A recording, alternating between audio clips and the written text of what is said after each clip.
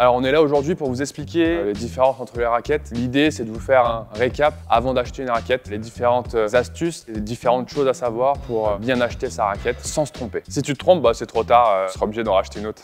La première chose à savoir c'est qu'est-ce que tu aimes quand tu joues au paddle. En général, avant de conseiller une raquette, il faut savoir ce qu'on aime sur le terrain. Qu'est-ce qui nous fait prendre le plus de plaisir quand on joue au paddle.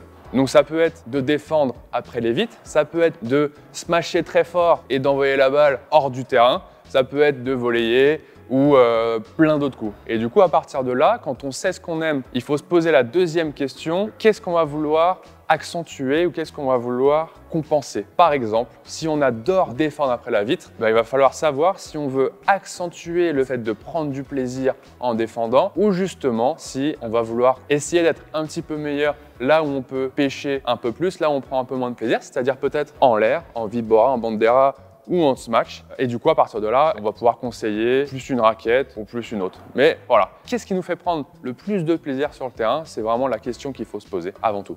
Alors dans une raquette, il faut prendre en compte différentes caractéristiques. On a tout d'abord la forme de la raquette qui va jouer en règle générale sur la répartition du poids dans la raquette. Donc trois grandes formes, vous les connaissez déjà, forme ronde, forme goutte d'eau, forme diamant. Après, on va retrouver le cadre de la raquette. Donc c'est vraiment la surface de la raquette, juste là et au niveau du tamis. Et on va retrouver la mousse, qui est le matériau qu'on va retrouver à l'intérieur. Plus ou moins rigide, mais c'est tout le temps de la mousse. Et du coup, différentes caractéristiques qu'on peut retrouver dans la raquette, différents matériaux. Et c'est jamais facile quand on fait un choix de raquette de prendre tous ces éléments-là. Est-ce qu'on a besoin d'un cadre 3K carbone, 12K, 18K, une répartition du poids plutôt vers le haut, vers le bas, etc. C'est assez compliqué. Et du coup, on peut se baser sur des éléments un peu plus concrets. Sur notre boutique en ligne, Esprit Paddle Shop, et on est venu vulgariser, harmoniser avec le comparateur de raquettes, tout ce qu'on peut retrouver en termes de caractéristiques sur une raquette, ce qu'on ressent réellement sur le terrain, on est venu le noter pour chaque raquette. On va retrouver 6 caractéristiques dans une raquette. La première, c'est la puissance, c'est tout simplement la vitesse à laquelle la balle va sortir de la raquette.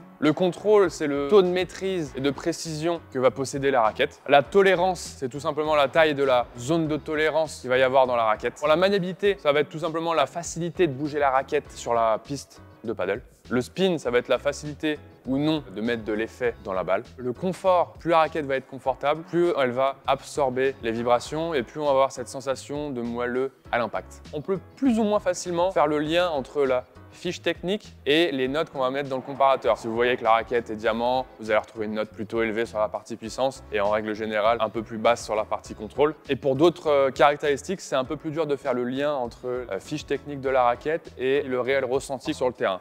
Par exemple, il se trouve qu'aujourd'hui, chaque usine et chaque marque a son propre carbone. Chez certaines marques, le 3K va être plus rigide que le 12K chez une autre marque, alors que logiquement, ça devrait être l'inverse. Ce qui est assez compliqué quand on regarde la fiche technique de la raquette, c'est qu'il faut essayer de faire des associations entre différents éléments. Par exemple, si on veut une raquette polyvalente, il va falloir faire l'association entre le poids, l'équilibre et la forme de la raquette. Et c'est pour ça que nous, on est arrivé, on a voulu noter chaque raquette avec des mots et des caractéristiques simples en fonction de notre ressenti sur le terrain.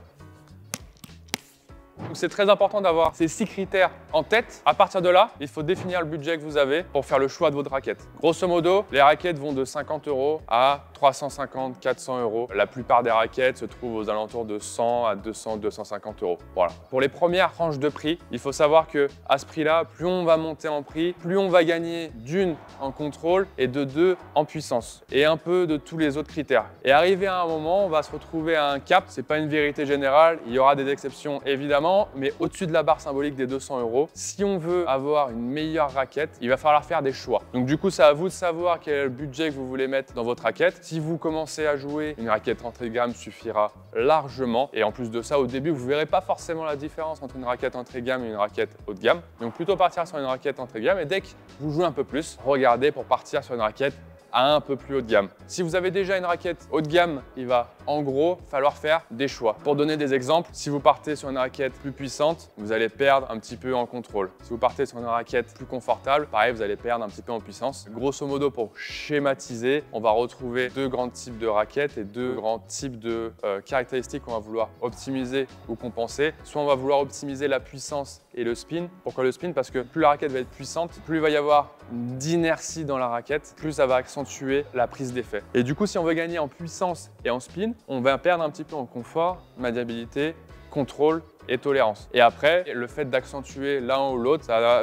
bouger légèrement les autres caractéristiques. Pour récapituler, première étape, il faut se connaître en tant que joueur, savoir ce que vous voulez compenser ou accentuer. Deuxième étape, il faut comprendre le comportement des raquettes et savoir qu'il y a une certaine gamme de raquettes, il faut faire un compromis. Si on veut gagner sur une caractéristique, on va sûrement perdre sur une ou plusieurs autres. Pour compléter tout ça, on va voir quelques cas concrets. Par exemple, si tu as mal au bras, on va plutôt conseiller des raquettes assez confortables. Plus la raquette va être confortable, plus elle va absorber les vibrations. Si tu n'as pas beaucoup de force, on va en règle générale conseiller une raquette un peu plus maniable.